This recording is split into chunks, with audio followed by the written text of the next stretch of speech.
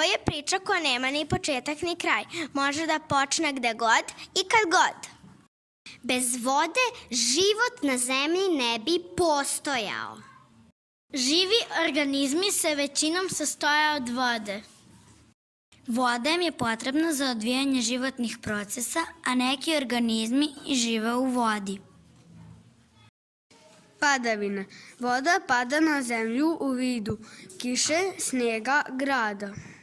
Isparavanje. Voda zagrevanjem od sunca prelazi iz tečnog u gasovito stanje. Kondenzacija. Vodena para se hladi, prelazi iz gasovitog u tečno stanje i stvara kapljice. Oticanje. Voda pada sa visine na već postojeće vodene površine. Akumulacija.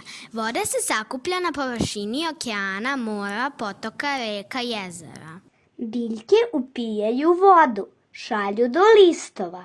A oni stvaraju vodenu paru koju izbacuju u atmosferu. Voda nikada ne nestaje, već kruži u prirodi menjajući oblik.